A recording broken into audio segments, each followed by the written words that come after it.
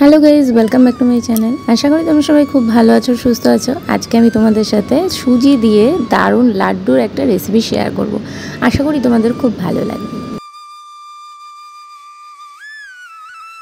লাড্ডু বানানোর জন্য আমি এখানে 1 বাটি পরিমাণ সুজি নিয়ে নিলাম, আর সুজির সাথে 1 বাটি পরিমাণ দুধ দিয়ে দেবো। সুজিটাকে দুধ দিয়ে ভিজিয়ে রাখবো। প্রথমেই কিন্তু আমি 1 বাটি পরিমাণ দুধটা দিয়ে দিলাম না। সুজিটা যতখানি দুধটা টেনে নেবে সেই পরিমাণ অনুসারেই কিন্তু আস্তে আস্তে করে আমি দুধটা অ্যাড করব।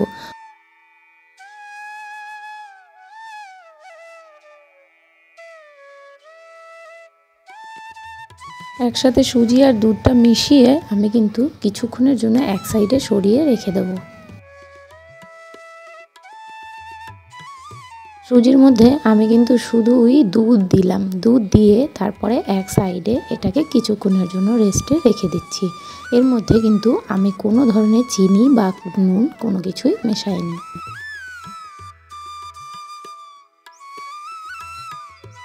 আর বেশ কিছুক্ষণ পর এই সুজিটার মধ্যে আমি বাদ বাকি যে দুধটা ছিল সেটা দিয়ে আবার একটু গুলিয়ে নেব।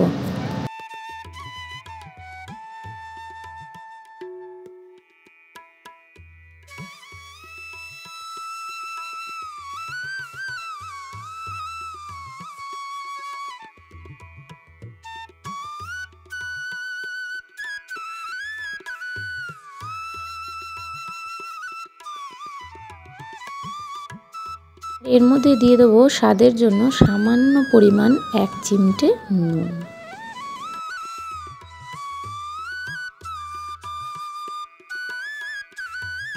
নুনটা দিয়ে আমি কিন্তু আবার একটু সব কিছুর সাথে ভালো করে গুলিয়ে নেব।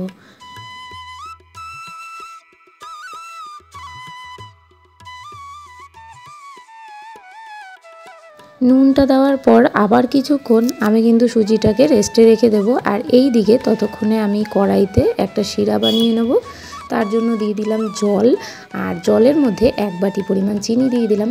চিনিটাকে খুব ভালোভাবে ফুটিয়ে নেব যতক্ষণ না এটা একটা আঠালো শিরাতে পরিণত হচ্ছে। ওদিকে ওটা ফুটতে দিয়ে আর একটা কড়াইতে আমি দিয়ে দিলাম তেল গরম হওয়ার জন্য।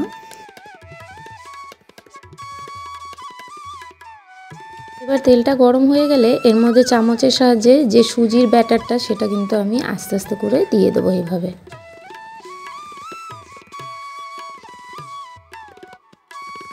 এই সময় গ্যাসের যে ফ্লেমটা সেটা কিন্তু লো রাখতে হবে। হাই ফ্লেমে যদি ভাজা হয় তাহলে কিন্তু সুজিটার ভিতরটা কাঁচা থেকে যাবে আর উপরটা একদম পুড়ে কালো হয়ে যাবে।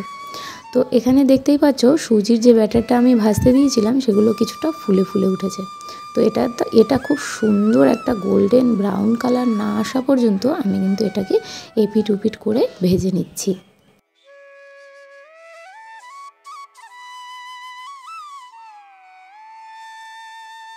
এবার কিন্তু এটা খুব সুন্দর রং ধরে গেছে। এবার এই ব্যাচটা আমি তুলে নিয়ে আর একটা ব্যাচ ভাজতে বসাবো। তার আগে আমি যেখানে শিরাটা তৈরি করতে দিয়েছিলাম যে কড়াইতে, সেখানে আমি দিয়ে দিলাম গোটা এলাচ আর দারুচিনি। এটা দিয়ে আবার কিছুক্ষণ ফোটাবো যতক্ষণ না এটা কিন্তু একটা আঠালো শিরায় পরিণত হচ্ছে। এবার আমি আর একটা ব্যাচের জন্য কিন্তু সুজির এই চামচের সাহায্যে এরকম সুজির ব্যাটারগুলো দিয়ে দিলাম। এগুলোকেও ভেজে নেব এক এক করে। সমস্ত সুজির যে গোলাটা সেটা কিন্তু এইভাবে ভেজে তুলে নেব। এদিকে শিরাটা কিন্তু খুব ভালোই ঘন হয়ে এসেছে। আর একটু সময় আমি কিন্তু শিরাটাকে ফোটাতে রাখবো। আর এই দিকে সুজির যে ব্যাটারটা সেটা কিন্তু ভেজে একদম তৈরি। আর সবগুলো ব্যাটারই আমার কিন্তু ভাজা হয়ে গেছে। এবার মিক্সিং জার নিয়ে নিয়েছি, আর এর মধ্যে যে সুজির গোলাগুলো ভেজে রেখেছিলাম সেগুলোকে গুঁড়ো গুঁড়ো করে এর মধ্যে কিছুটা ভেঙে ভেঙে দেবো, কারণ এটা একদম পুরো মুচমুচে বড়ার মতন হয়ে গেছে।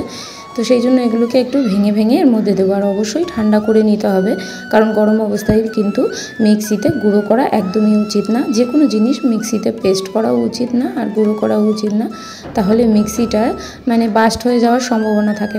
তো সেই জন্য আমি এখানে কিন্তু খুব ভালোভাবে ঠান্ডা করে নিয়ে অনেকক্ষণ পরেই কিন্তু আমি এটাকে পেস্ট না, গুঁড়ো করার জন্যই কিন্তু এখানে গুঁড়ো গুঁড়ো করে ভেঙে দিচ্ছি। আর কিছুটা পরিমাণ কিন্তু দিয়ে তারপরে আগে এরকম হাফ পরিমাণ দিয়ে তারপরেই কিন্তু আমি গুঁড়ো করে নিচ্ছি। পুরোটা কিন্তু দিয়ে দিচ্ছি না, পুরোটার মধ্যে ধরবেও না।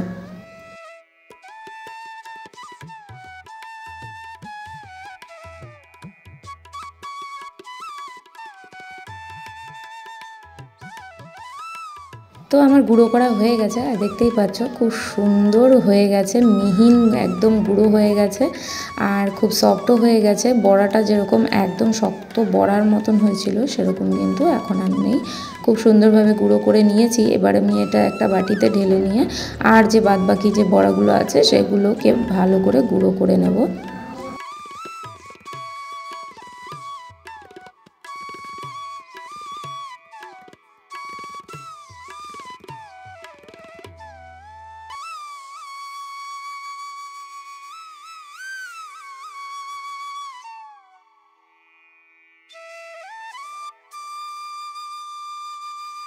সবগুলি কিন্তু গুঁড়ো করা হয়ে গেছে।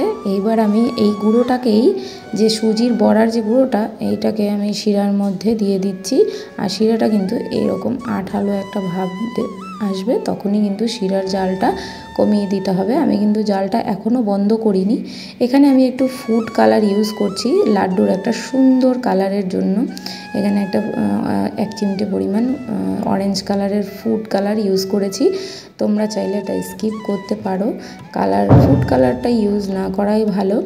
তো আমি এখানে একটু কালারের সৌন্দর্যের জন্য কিন্তু এখানে ফুড কালার দিয়ে দিয়েছি, আর ফুড কালারটা খুব ভালোভাবে মিশিয়ে নিলাম এর মধ্যে। এইবার দেখতেই পাচ্ছ শিরাটা কিন্তু একদম ঘন ঘন হয়ে গেছে। এটা ঠান্ডা হলে আরও শক্ত ঘন শিরাতে পরিণত হয়। তো এই অবস্থাতেই কিন্তু, এই ফুটন্ত অবস্থাতেই কিন্তু আমি এই যেটা আমি মিক্সিতে গুঁড়ো করে নিয়েছিলাম সেটা দিয়ে দিলাম। কিছুটা লাড্ডুটা কিছুটা নাড়ুর মতন, এই লাস্ট যে পোর্শনটা এটা কিন্তু নাড়ুর মতন করতে হবে। এইভাবে নাড়ুর মতন মিশিয়ে নিতে হবে। মিশিয়ে নিয়ে তারপরে কিন্তু হালকা ঠান্ডা করে নেব। তো এর মধ্যে আমি গ্যাসের ফ্লেমটা বন্ধ করে দিয়েছি, আর সবথেকে লাস্টে দিয়ে দিচ্ছি কিছু চারমগজ। তো এই চারমগজটা কিন্তু একদম আসল লাড্ডুতে যেরকম থাকে তো সেই রকম একটা ফ্লেভার দেবে। তো সেই জন্যই কিন্তু আমি এখানে চারমগজ দিয়ে দিলাম। তারপরে একটা বাটিতে তুলে নিয়ে কিছুক্ষণের জন্য ঠান্ডা হতে দিয়ে দিয়েছি। খুব বেশি কিন্তু ঠান্ডা করা যাবে না, তাহলে কিন্তু লাড্ডুর আর পাকটা নেবে না। তো উষ্ণ গরম থাকা অবস্থাতেই কিন্তু লাড্ডুগুলি পাক দিয়ে নিতে হবে গোল গোল করে।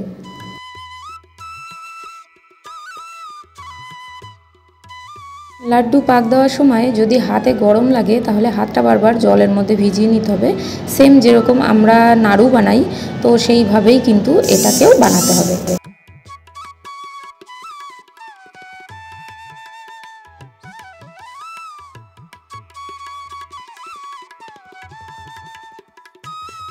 এক এক করে আমি কিন্তু একটা লাড্ডু বানিয়ে নেব। এখানে কিন্তু উষ্ণ গরম থাকা অবস্থাতেই কিন্তু লাড্ডুগুলিকে আমি গোল গোল করে পাকিয়ে নিচ্ছি। আর দেখতে কিন্তু একদম দোকানের লাড্ডুর মতনই হয়েছে, খেতে কিন্তু দুর্দান্ত হয়েছিল।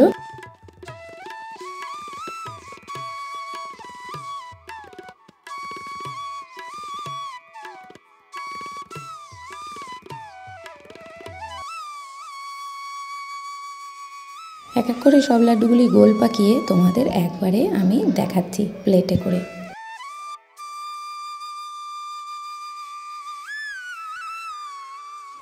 আমি কিন্তু এখানে অর্ধেকটা পরিমাণ লাড্ডু তৈরি করে নিয়েছি, আর দেখতেই পাচ্ছ দেখতে কিন্তু খুব লোভনীয় হয়েছে। আর এই লাড্ডুগুলো তৈরি করার পর কিছুক্ষণ ফ্রিজে রাখলে খুব ভালো হয়। লাড্ডুগুলো একদম শক্ত লাড্ডুতে পরিণত হবে। আর যদি হালকা সফট লাড্ডু তোমরা চাও যেটা মুখে দিলেই মিলিয়ে যাবে, তো তাহলে কিন্তু এটা ফ্রিজে রেখে ঠান্ডা না করাই ভালো। এইভাবেই রেখে দিলে কিছুক্ষণ পর শক্ত হয়ে যায়।